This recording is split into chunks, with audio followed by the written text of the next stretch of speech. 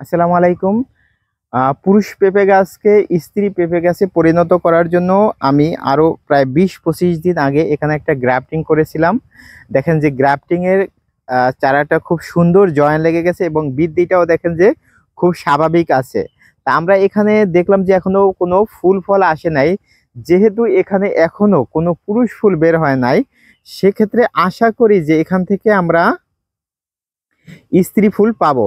এবং আপনারা সবাই এই ভিডিওটা দেখেছেন যে আমি কিভাবে গ্রাফটিংটা করেছি। এটা আমার ইউটিউব চ্যানেল এবং ফেসবুক পেজ, ফেসবুক প্রোফাইলেও আছে। তা আমরা হচ্ছে এই গ্রাফটিংটা করার পরে এখানে হচ্ছে পলিথিন দিয়ে আমরা পুরা জিনিসটা এই পর্যন্ত মোড়াই দিয়েছিলাম। এটা প্রায় 5 দিন আমি রেখেছিলাম, তারপরে পলিথিনটা এইভাবে সরাই দিয়েছি। দেখেন যে এসে দেখলাম যে আমার গাছটা খুব স্বাভাবিক হয়েছে। আমি দীর্ঘদিন পরে হচ্ছে এখানে এসেছি। আমি প্রশিক্ষণে থাকার কারণে আসতে পারি না। এসে দেখি যে আপনার গাছের এই জয়েনিং এর নিচ থেকে এখানে কিছু ডগা হয়েছে এরকম ভাবে।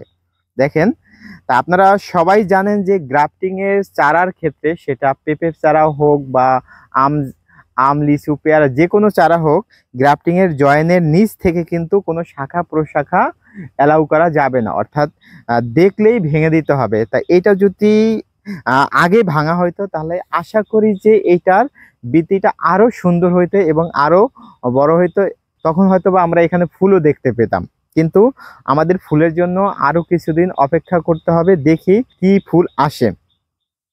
এবং আপনারা যখন গ্রাফটিংটা করবেন, এই গ্রাফটিং পলিথিন অথবা এখানে যে আমরা গ্রাফটিং পলি ইউজ করেছি সেটা আপনারা কিছুদিন পরে করবেন, ভালো করে জয়েন লাগার পরে, অর্থাৎ গাছের বৃদ্ধিটা আরো হওয়ার পরে।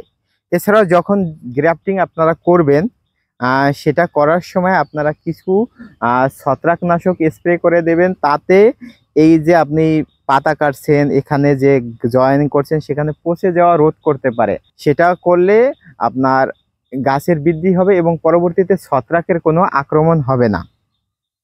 তা আমরা পরবর্তীতে হচ্ছে পরিচর্যা হিসেবে, দেখেন যেহেতু এটা কৃষকের মাঠে করছে, সে কিন্তু কোনো পরিচর্যাও করে নাই। আমি তাকে বলেছিলাম যে কিছু জৈব সার দিয়ে দিতে, কিছু হচ্ছে রাসায়নিক সার দিয়ে দিতে, গোড়া থেকে একটু দূরে রিং করে, কিন্তু সে করে নাই। যদি করতো তাহলে এটার বৃদ্ধিটা কিন্তু আলহামদুলিল্লাহ আরো বেশি থাকতো।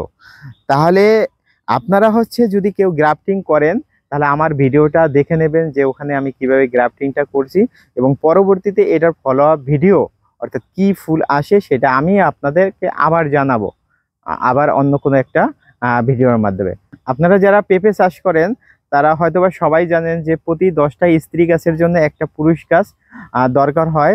যদি সেক্ষেত্রে পুরুষ গাছের সংখ্যা বেশি হয়ে যায় তাহলে আপনারা, সেটা কয়েকটা পদ্ধতি আছে পুরুষ গাছকে স্ত্রী গাছে পরিণত করার জন্য। তার ভিতরে একটা হচ্ছে এই গ্রাফটিং। এই গ্রাফটিং এর মাধ্যমেও করা যায়, তবে সব ক্ষেত্রে যে আপনি সফল হবেন এটা আমি বলবো না। যদি গাছ উভয় লিঙ্গ হয় তাহলেই কেবল এটা সম্ভব, কিন্তু যদি গাছ শুধুই পুরুষ গাছ হয় সেক্ষেত্রে কিন্তু এটা সম্ভব হবে না। তা আপনারা এই বিষয়টা খেয়াল রাখবেন যে আপনার চারাটা যেন হচ্ছে আপনি অথেন্টিক জায়গা থেকে সংগ্রহ করেন, এবং সেটা পুরুষ গাছ না হয়, যাতে স্ত্রী গাছের সংখ্যা বেশি হয় এদিকে খেয়াল রাখবেন। আমি যে গ্রাফটিং এর চারাটা করেছিলাম, দেখেন যে সে চারাটার এই করুণ অবস্থা। টানা কয়েকদিন বৃষ্টিতে গাছটা হচ্ছে পচে গেছে। এখন কথা বলবো চাষি শাকিল আহমেদের সাথে। তিনিই বলবে যে আসলে গাছটার কি হয়েছিল। হ্যাঁ, এই গাছটি গ্রাফটিং করছিল, গ্রাফটিংটা সফল হয়েছিল। এটা আপনার ঠিক ছিল গ্রাফটিংটা। তারপরে এই হঠাৎ করে এই বর্ষণের আগের যে বর্ষণটা হলো, প্রায় আপনার প্রায় 26 ঘন্টা বা 30 ঘন্টার মতো বৃষ্টিপাত হয়েছে। তা সেই বৃষ্টিপাতের কারণে এটা পচে গিয়েছে। পচে যাওয়ার পরে এটার এই অবস্থা। তো গ্রাফটিংটা সফল হয়েছিল। তো নেক্সট টাইম স্যারকে বলবো, স্যার আরেকটা দিয়ে একটু পরীক্ষা করে করেন, চেষ্টা করেন। যেহেতু আমরা সবাই মর্মাহত, অনেক করার পরে প্রকৃতির সাথে তো আমরা পাইরে উঠি নাই। আমি আপনাদের কাছে আন্তরিকভাবে দুঃখিত যে আমরা চারাটা বাঁচাতে পারি নাই। দেখেন যে এখান থেকে হচ্ছে প্রচুর পানি সবসময় নামার ফলে এই চারাটা নষ্ট হয়ে গেছে। এবং দেখেন যে এই চারাগুলোর অবস্থাও কিন্তু ভালো না। আপনারা যদি একটু খেয়াল করেন, দেখেন যে অধিকাংশ চারাই কিন্তু মরে যাচ্ছে। তা আশা করি হচ্ছে ভবিষ্যতে যখন আমরা আবার গ্রাফটিং করব তখন আপনাদের ফলো আপ ভিডিও দেখাতে পারবো। কিন্তু আমার এই গাছটা নিয়ে অনেক স্বপ্ন ছিল যে গাছটা সফলভাবে বেড়ে উঠছিল, আপনারা ভিডিও দেখেছেন যে সফলভাবে বেড়ে উঠছে এবং পাতা ফুল ফল আসার উপক্রম হয়েছিল, কিন্তু আমরা গাছটাকে বাঁচাতে পারি নাই। আশা করি নেক্সট যে কোনো একটা ভিডিওতে আবার দেখা হবে। সবাই ভালো থাকবেন, সুস্থ থাকবেন। আসসালামু আলাইকুম।